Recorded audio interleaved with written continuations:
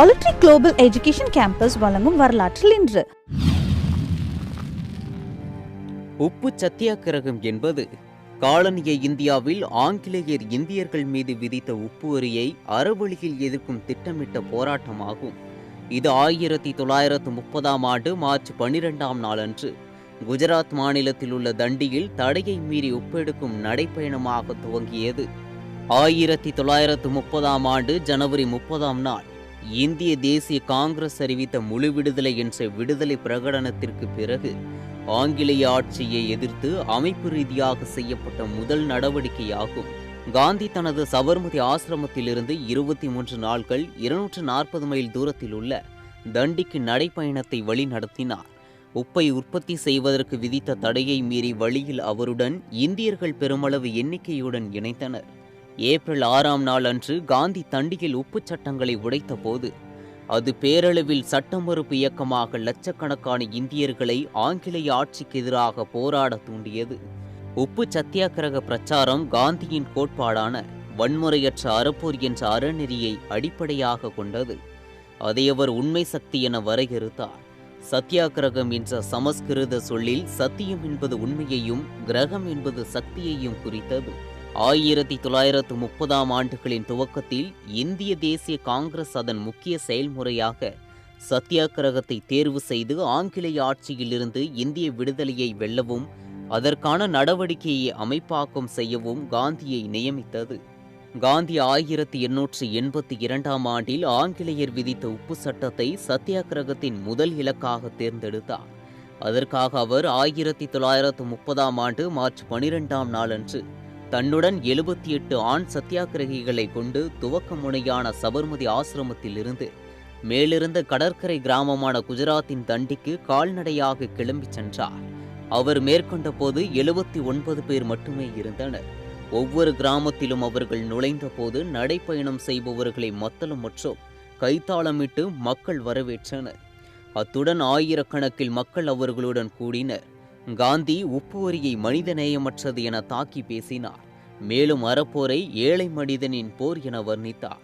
ஒவ்வொரு இரவும் அவர்கள் திறந்த வெளியில் தூங்கினர். கிராமவாசிகளிடம் எளிய உணவு மற்றும் தாங்குவதற்கும் தூய்மை செய்து கொள்வதற்கும் ஓரிடம் தவிர கூடுதலாக எதையும் கோரவில்லை. காந்தியின் நடைப்பயணம் ஏழைகளை விடுதலை போரில் பங்கு கொள்ள வைக்கும் என உணர்ந்தார். ஆயிரக்கணக்கான சத்தியாகிரகிகளும் சரோஜினி நாயுடு போன்ற தலைவர்களும் அவருடன் இணைந்தனர். இந்த கூட்டமானது சுமார் 2 மைல் நீளம் இருந்தது. நடைப்பயணத்தின் போது அறப்போராளிகள் ரகுபதி ராகவ ராஜாராம் என்ற பாடலை பாடிக்கொண்டே நடந்தனர். ஒவ்வொரு நாளும் நடைப்பயணத்தில் இணைந்த மக்கள் எண்ணிக்கை பெருகியது. சூரத்தில் 30,000 மக்கள் அவர்களை வரவேற்றனர். அவர்கள் தண்டியின் இருப்பு பாதை முனையை அடைந்தபோது 50,000த்திற்கும் மேற்பட்டோர் கூடியிருந்தனர். காந்தி வழியில் செல்லும்போது நேர்முக பேட்டிகளை கொடுத்தும் கட்டுரைகளை எழுதியும் வந்தார். அந்நிய இதழியலாளர்கள் அவரை ஐரோப்பா மற்றும் அமெரிக்காவில் அடிக்கடி உச்சரிக்கும் பெயராக ஆக்கினார். 3 மும்பை திரைப்பட நிறுவனங்கள் செய்தி சுருள் படம் எடுக்க குழுக்களை உடன் அனுப்பினர். தி நியூயார்க் டைம்ஸ் இதழ் பெரும்பாலும் இரு முன்பக்க கட்டுரைகளை ஏப்ரல் 6 மற்றும் 7ஆம் நாட்களில் வெளியிட்டதுடன் அனைத்து நாட்களும் உப்பு நடைப்பயணத்தை பற்றி எழுதியது.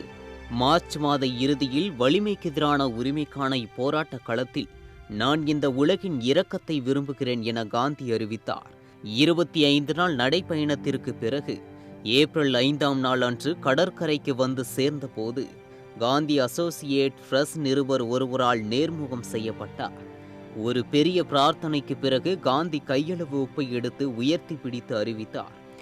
இதனுடன் நான் ஆங்கிலேய சாம்ராஜ்யத்தின் அடித்தளத்தை அசைக்கிறேன் என்றார். அவர் பிறகு அதனை கடல் நீரில் கொதிக்க வைத்து சட்டத்தை மீறி உப்பெடுத்தார். அவர் தனது ஆயிரக்கணக்கான தொண்டர்களிடம் அதேபோல் உப்பினை கடற்கரை முழுவதும் எங்கு வசதியாக இருக்கிறதோ அங்கு தயாரிக்க துவங்குமாறும் மேலும் கிராமவாசிகளிடம் சட்டத்தை மீறி தேவையான உப்பெடுப்பதையும் பரிந்துரைத்தார். இப்படி ஆங்கிலேயர்களை எதிர்த்து காந்தி அவர்கள் மேற்கொண்ட தண்டி யாத்திரை நடைப்பயணம் மேற்கொண்ட தினம் வரலாற்றில் இன்று. அன்ஸ்லஸ் என்பது நாஜி ஜெர்மனி ஆஸ்திரியாவை ஆக்கிரமிப்பதற்கான ஒரு ஜெர்மன் சொல்லாகும். இது 1938ஆம் ஆண்டின் நிகழ்வுகளின்படி ஜெர்மன் மற்றும் ஆஸ்திரிய நாஜிக்களிடமிருந்து ஜெர்மன் மற்றும் ஆஸ்திரிய மக்களை ஒரே தேசத்திற்குள் ஒன்றிணைக்க அழுத்தம் கொடுக்கப்பட்டது. அன்சிலஸுக்கு முந்தைய ஆண்டுகளில் நாஜி ஜெர்மனி ஆஸ்திரிய நாஜி கட்சியை ஆதரித்து அதிகாரத்தை பெறுவதற்கும் ஆஸ்திரியாவை ஒரு நாஜி அரசாங்கத்துடன் வழங்குவதற்கும் முயற்சித்தது. தனது நாட்டின் சுதந்திரத்துடன் முற்றிலும் இணைந்திருந்தாலும் அதிகரித்து வரும் அழுத்தங்களுக்கு ஆளாகி ஆஸ்திரிய அதிபர் கர்ட் சுஸ்னிக் ஆஸ்திரிய மக்கள் சுதந்திரமாக இருக்க விரும்புகிறார்களா அல்லது ஜெர்மனியில் இணைக்கப்பட வேண்டுமா என்று கேட்க வாக்கெடுப்பை ஏற்பாடு செய்ய முயற்சி செய்தார். ஆஸ்திரியாவின் சுதந்திரத்தை பராமரிப்பதற்கு சாதகமான ஒரு முடிவை தான் எடுத்திருப்பதாக அதிபர் நம்புகையில் இருந்தார். ஆனால் ஆஸ்திரிய நாஜி கட்சி மார்ச் 11ஆம் நாள் 1938ஆம் ஆண்டு அன்று அதிபரின் வாக்கெடுப்புக்கு சற்று முன்னர் நீண்ட காலமாக திட்டமிட்ட சதித்திட்டத்தை ஏற்பாடு செய்து வைத்திருந்துள்ளனர். இறுதியில் அது ரத்து செய்யப்பட்டது. வெர்மாச் துருப்புகள் எந்த எதிர்ப்பையும் எதிர்கொள்ளாமல் மார்ச் 12ஆம் நாளன்று ஆஸ்திரியாவுக்குள் நுழைந்தனர். அடுத்த மாதத்தில் நாஜிக்கள் ஒரு பொது வாக்கெடுப்பை ஏற்பாடு செய்தனர். ஆஸ்திரியாவை ரீச்சிற்குள் இணைப்பதை ஒப்புக்கொள்ளுமாறு மக்களை கேட்டுக்கொண்டனர். அண்மையில் 99% வாக்குகள் இணைக்கப்படுவதற்கு சாதகமாக இருந்தது.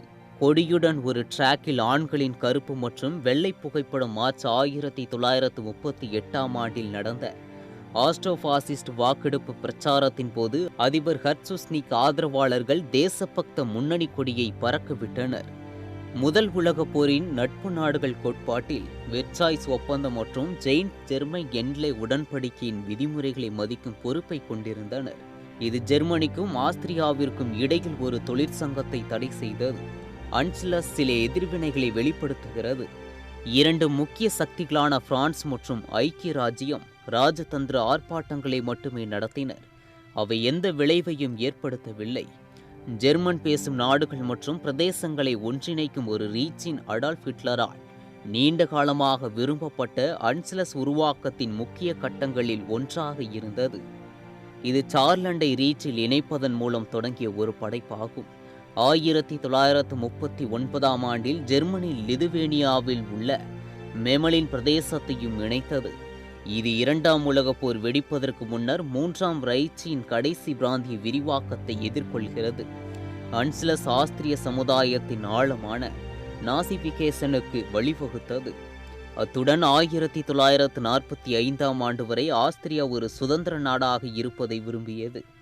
நேச நாடுகளால் நாசிசத்தின் முதல் பள்ளியாக கருதப்படும் ஆஸ்திரியா ஏப்ரல் 27ஆம் நாள் 1945ஆம் ஆண்டு அன்று செம்படையால் விடுவிக்கப்பட்ட பின்னர் ஒரு தற்காலிக அரசாங்கத்தின் 4 ஆக்கிரமிப்பு மண்டலங்களாக பிரிக்கப்பட்டது. ஒவ்வொன்றும் ஜெர்மனியில் இருக்கும் நேச நாட்டு படைகளில் ஒன்றால் நிர்வகிக்கப்படுகிறது. இது 1955இல் முழு இறையாண்மையை மீண்டும் பெற்றது. ஆஸ்திரியா தனக்கான சுதந்திரத்தை தேடி 1938ஆம் ஆண்டு ஜெர்மனியிடம் சிக்கிக் கொண்ட தினம் வரலாற்றில் இன்று. 1993ஆம் ஆண்டு அன்று மும்பையில் மிகப்பெரிய குண்டுவெடிப்பு சம்பவம் நடைபெற்றது. மொத்தம் 13 குண்டுகள் தொடர்ச்சியாக வெடித்தது. இது 1993ஆம் ஆண்டு மார்ச் 12ஆம் நாள் அன்று நடந்த ஒற்றை நாள் தாக்குதல்களின் விளைவாக 317 பேர் உயிரிழந்தனர் மற்றும் 1400 பேர் காயமடைந்தனர். இந்த தாக்குதல்கள் மும்பையை தளமாக கொண்ட சர்வதேச ஒழுங்கமைக்கப்பட்ட குற்ற சிண்டிகேட் டி கம்பெனியின் தலைவர் தாவூத் இப்ராஹிம் ஒருங்கிணைப்பதாக அறிவிக்கப்பட்டது. இப்ராஹிம் தனது துணை அதிகாரிகளான டைகர் மேமன் மற்றும் யாக்கூப் மேமன் மூலம் குண்டுவெடிப்பை ஒழுங்கமைக்க உதவியதாக நம்பப்பட்டது. இந்திய உச்சநீதிமன்றம் தனது தீர்ப்பை மார்ச் 20ஆம் நாள் 2013ஆம் ஆண்டு அன்று வழங்கியது. 20 ஆண்டுகளுக்கு மேலான நீதித்துறை நடவடிக்கைகளுக்கு பிறகு சந்தேகத்திற்குரிய தலைவரான யாக்கூப் மேமனுக்கு எதிரான மரண தண்டனையை உறுதி செய்தது. முந்தைய மரண தண்டனைகளை 10 பேருக்கு எதிராக ஆயுள் தண்டனைக்கு உட்படுத்தியது. இருப்பினும் இந்த வழக்கின் முக்கிய சந்தேக நபர்களில் இருவரான இப்ராஹிம் மற்றும் டைகர் மேமன் போன்றோர் எவ்வித முறையிலும் சிக்காமல் தப்பித்துள்ளனர். இந்தியாவின் 3 நீதிபதிகள் கொண்ட உச்ச நீதிமன்ற பெஞ்ச் அவரது நோய் தீர்க்கும் மனுவை நிராகரித்த பின்னர் அவர் எழுப்பிய காரணங்கள் உச்ச நீதிமன்றம் 2002ஆம் ஆண்டில் வகுத்த கொள்கைகளுக்கு உட்பட்டது அல்ல என்று கூறியது.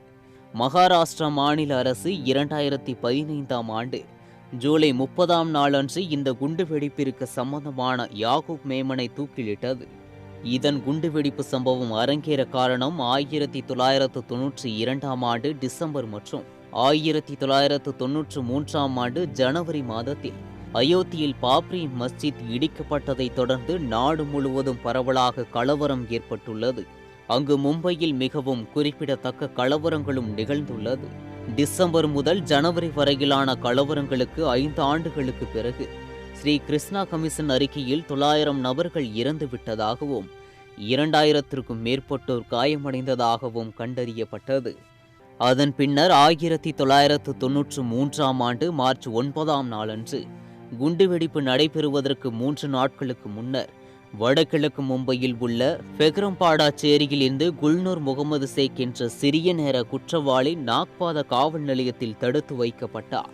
முந்தைய ஆண்டு மும்பையை உலுக்கிய வகுப்பு கலவரங்களில் பங்கேற்ற குல்லூர் துப்பாக்கிகள் மற்றும் வெடிகுண்டு தயாரிப்பில் பயிற்சி பெறுவதற்காக வெள்ளிக்கடத்தல்காரரும் குண்டுவெடிப்பின் தலைமை சூத்திரதுமான டைகர் மேமனால் கையாளப்பட்ட 19 பேரில் ஒருவராக இருந்துள்ளனர்.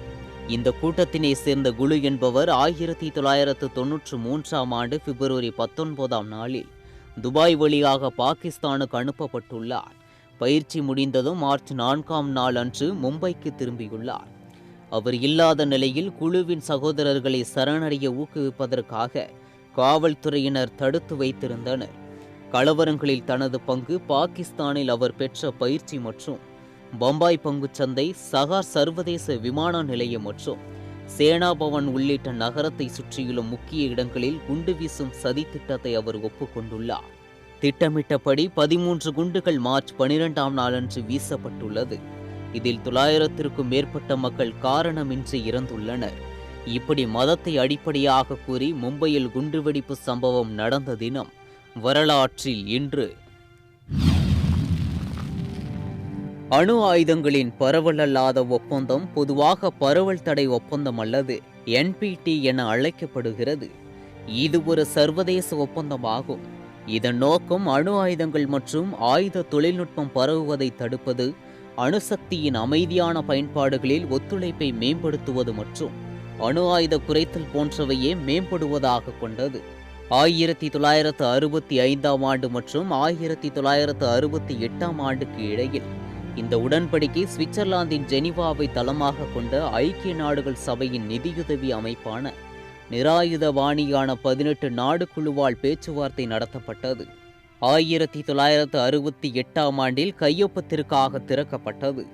இந்த ஒப்பந்தம் 1970ஆம் ஆண்டில் நடைமுறைக்கு வந்தது. உரை தேவைக்கேற்ப 25 ஆண்டுகளுக்கு பிறகு NPT கட்சிகள் மே மாதம் 1995ஆம் ஆண்டில் சந்தித்து ஒப்பந்தத்தை காலவரையின்றி நீடிக்க ஒப்புக்கொண்டது. ஒப்பந்தத்தின் முக்கியத்துவத்திற்கு ஒரு சான்றாக வேறு எந்த ஆயுத வரம்பு மற்றும் நிராயுதபாணியான ஒப்பந்தத்தை விட அதிகமான நாடுகள் NPTயை கடைபிடித்தனர். 2016ஆம் ஆண்டு ஆகஸ்ட் மாத நிலவரப்படி 191 மாநிலங்கள் இந்த உடன்படிக்கையை கடைபிடித்தன. இருப்பினும் 1985ஆம் ஆண்டில் ஒப்புக்கொண்டது. ஆனால் ஒருபோதும் இணக்கமாக வராத வடகொரியா 2003ஆம் ஆண்டில் NPTயில் இருந்து விலகுவதாக அறிவித்தது. முக்கிய கடமைகளை மீறி அணுசக்தி சாதனங்கள் வெடித்ததை தொடர்ந்து தனது விலகலை வடகொரியா அறிவித்தது. ஐநாவின் 4 உறுப்பு நாடுகள் ஒருபோதும் NPTயை ஏற்றுக்கொள்ளவில்லை. அவற்றில் 3 அணு ஆயுதங்களை கொண்டுள்ள நாடுகளான இந்தியா, இஸ்ரேல் மற்றும் பாகிஸ்தான் போன்றவை ஆகும். கூடுதலாக 2011ஆம் ஆண்டில் நிறுவப்பட்ட தெற்கு சூடான் இதில் சேரவில்லை. இந்த ஒப்பந்தம் அணு ஆயுத நாடுகளை ஜனவரி 1ஆம் நாள் 1967ஆம் ஆண்டுக்கு முன்னர் ஒரு அணுவெடிக்கும் கருவியை உருவாக்கி சோதனை செய்ததாக வரையறுக்கிறது. இவை அமெரிக்கா, ரஷ்யா, ஐக்கிய ராஜ்யம், பிரான்ஸ் மற்றும் சீனா போன்ற நாடுகள் ஆகும்.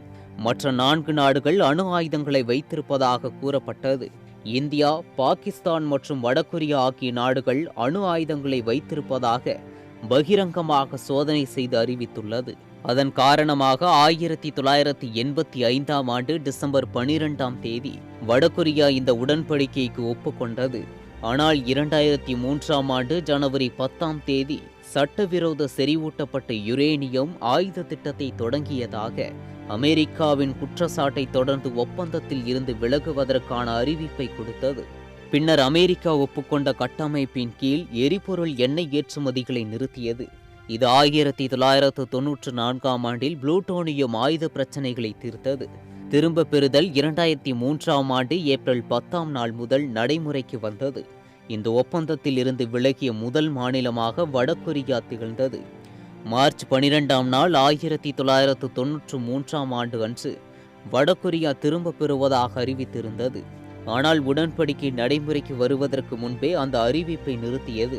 இப்படி அணுக்கரு ஆயுத பரவல் தடுப்பு ஒப்பந்தத்தில் இருந்து விலகவிருப்பதாக வடகொரியா அறிவித்த தினம் வரலாற்றில் இன்று. இன்றைய சொல்லுவெல்லுக்கான கேள்வி: பொது இடங்களில் முகக்கவசம் அணியாவிட்டால் 6 மாதம் சிறை தண்டனை என்று எந்த மாவட்டத்தில் அறிவிக்கப்பட்டுள்ளது?